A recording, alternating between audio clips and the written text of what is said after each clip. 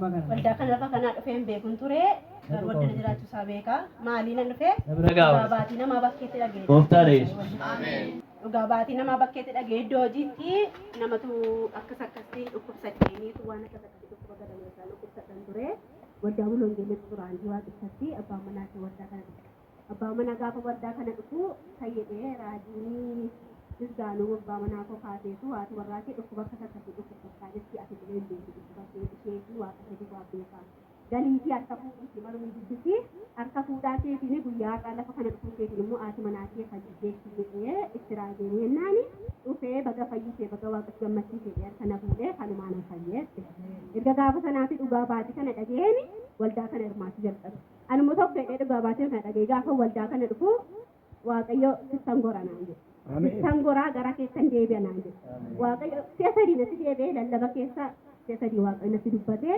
isi jedhee ameen fudhadheen galee gaafa lammaffaa ammas deebi'ee dhufe gaafa deebi'ee dhufu wangeelaawwii Daani'eel jedhamni faarfataa Daani'eeltu lallaba ture guyyaa gaafa sanaa kan isaatu affeerraa argateera innaa isaantu kadhannaa kadhataa oolee lallabaa oolee nama ergaa du'aa karaa gaddaa balbala isaa dhaabbatuun argame. Karaa gaddaa balbala isaa dhaabbatuun argaa guyyaa kana lafa kana dhufuu isaatiin immoo karaan gaddaa kuni galatatti jijjiiramee lallabaa ture. Isaa booddee lallaba fixeetu maqaa ijoollee koo lammanii waamu. Maqaa ijoollee koo lammanii gaafa inni waamu nannee keessa koo na rommee nan ka'e. Gaafa kee ol ka'ee dhaabadhu ati maqaan kee dasseedhaa dasseedhaan jedhee fiigee as bahee ishee fiigee as bahe. Gaafa fiigee as bahu nama maqaan isaa maadhaan ka'u beektaan na mucaakoodhaan jedhee nama maqaan isaa laadhaan ka'u beektaan na mucaakoodhaan jedhee. Innaan warra lafa kana dhufuu keetiin dunkaana gandaa torbe tokko gidduutti mana kee dunkaana gaddaa dhaabachuuf ture. Maqaan isaa immoo Iboon kan jedhamu mucaatee seexanni butee bahuudhaaf hafuurri budoolii kurfaa'anii qixxaaniitu qophaa'aniiru guyyaadha lafa kana dhufuu keetiin garuu waaqayyo sharaa gaddaa kanaa dunkaana gaddaa kanaa galatatti qayyareeraa jedhee aameen jedheen gammadee fudhadhee sammii harka isaanatti qabeenaa kadhatanii raajii kudisnaa kadhatee ishedhee Birida makiitii isaatii baatee kanaan achiitii shaamaa bitadhu jedhe. Shaamaa biti shaamaa kana qabsiifadhu. Shaamaa kana immoo bobeessee hin dhaamsiin irraati. Boba'ee hadhumoo jedhe. Inni asii olii kuni ifa fuuldura keedhaa jedhe. Inni asii gadi baqee dhumu kun immoo rakkina kee rakkisaa keessa kan nuti rakkachaa turte bara jireenya kee guutuu boo'aa gaddaa turte.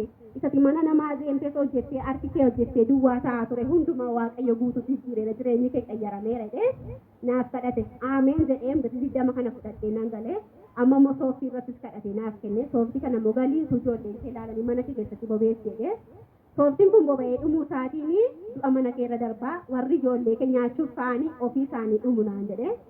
Ishi jedheen sooftii kana fuudhee nan galee nan bobeessee shaamaa kana fuudhee dhaqee nan bitee nan bobeessee nan fixee guyyaa gaafa sana ammoo mana xayyarachuuf hin jechaaran ture. Soofticha mana san keessaa ba'uuf jedhe san gubee ba'e. Shaamicha immoo mana saaraan dhaqeetti galetti qabsiifadhee bobeeffadhee fite.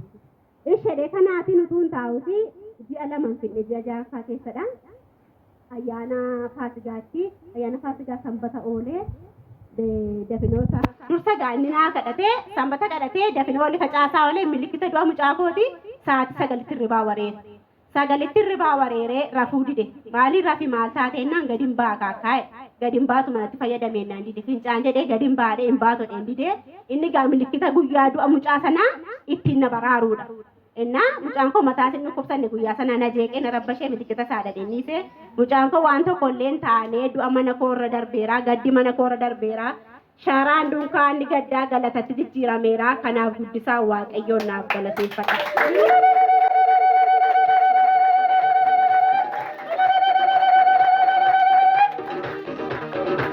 Waaqayyo galata guddaa argatu tokko kanadhaa dhugaa baatii koo tokkoffaadha godhi mucaa koo du'a ooluunsa. Amma mau dhugaa baatiin koo lammaffaan immoo umurii koo keessatti abbaa fi haadha koo hin beekun ture. Umurii waggaan koo waggaa 30 jiraadhee umurii makoollee hin beekun ture dheengaddamba. Innaan umuriin kee waggaa 30 dheengadda reemnatu abbaa koo hin beeku haadha koo hin beeku orma dhiigummaa tokkollee walirraa hin qabnetu na guddifate. Dhaloonni koo magaalaa kanadhaa kana guddadhe naannoo Horroottidha. Innaa dhaloonni koo magaalaa kana ta'us hin beeku abbaa fi haati koo lafa jiran hin beeku gin haati koo du'uu ishee bichaa beeku obbolaa qabaachuu koo dhiisuu koos hin beeku. Omoo koo tokko kanan hin beekne alagaa waaqayyo fira naa godhe lafanne hundumaatti jaalala namaa malee hin qabu alagaa waaqayyo haadhaaf abbaa naa godhe guddadhee baradhee fixee seerumees gaa'ela godhadhees dhala godhadhees maatii koo tokko hin beekin. Innaa ayyaana faasigaa sanbata oolee dafinoo abbaa mana dhasheen irraa dhaladhutu naa dawwale. Innaa maqaan koo Dassee Shimallis Toluutti waamama. Dasseen Shimallis Toluu garuu abbaa koo mititti waamamadha malee. Kan anirraa dhaladhee Raggaasaa Lataa kan jedhamudha. Innaatu kanaan jiru abbaan koo naa dawwalee abbaan koo gaafa naa dawwalu jirtaa mucaa koo innaan eenyudha sinii eessadhaan jedhee. Innan ati dassituudha miti hoonnaan ani dasseedha dassituu miti eenyudha siniin jedheen. Ani abbaa kee Raggaasaa Lataa irrattiin jedhamaan abbaa kee abbaa si dhashedhanan beektu situ jedhan. Isin abbaa makoodhaan abbaa makeedhaan eessaa baatanii naa dawwal tureen jedheen. Anasuman jira magaalaa gandi kooti godinni koos aanaan koos guutoo giddaa laqamte moodha. Baadiyyaa keessan jira obbolaan kee nama 7 jira namni 5 dargeetti mana jaallatanii dargee jiru namni 2 immoo baadiyyaa jiru jedhan. Ati immoo 8ffaan jalaa baddee jirta mucaa koo nagaadha miti ati silkii kee nama naa fideedhan. Innaan ishee ati koo eenyu dhariyaan isin amanaan jiru abbaa koo ta'uu keessanii jedhee. Ati kee shaakaanee jedhamti shaakaanee furgaasaa furuudhaa. Ani si beeka maqaa abbaa keetiillee maqaa haadha keetiillee beektu nan lakki maqaa haadha kootii beeka bakka amma mirkaneeffadheera jedhee. Eessa tureen nan baadiyyaan jiraadhan. Inni uffaniiree amma sinin bara wal barraan jedheen. Har'allee dhufu gurgaruu nan dhufa lafatu jirtu baraatii katamaatti gadi kottu na eegedhan.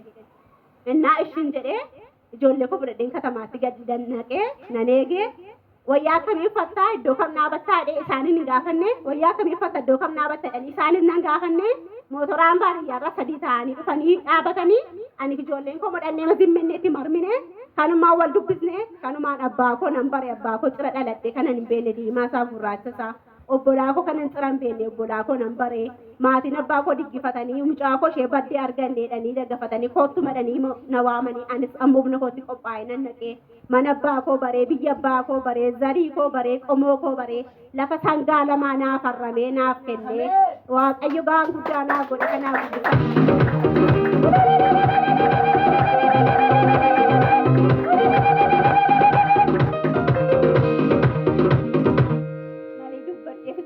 gaarummaa waaqayyo naaf godhe hedduudha kanan akkasi dhaabadhee dubbadhu miti jilbaan fooqee deeme kanan galateeffadhudha waaqayyo waan hedduu naaf godhe bara jireenya koo keessatti rakkina hedduus dhiphina hedduus ofummaa siyyummaas waan baay'een dabarse garuu waaqayyo kana hundumaa keessatti immoo simboona toree waaqayyo bifa isaan surraa isaan na hoogganee akka nama haadha qabuutti akka nama abbaa qabuutti akka nama firaaf lammii qabuutti alagaa fira naaf godhe jiraachise guddadhee ka'ee immoo gaala dhaabbadhee ijoollee kana hundumaa godhadhee waaqayyo galata guddaan na dhaabeera.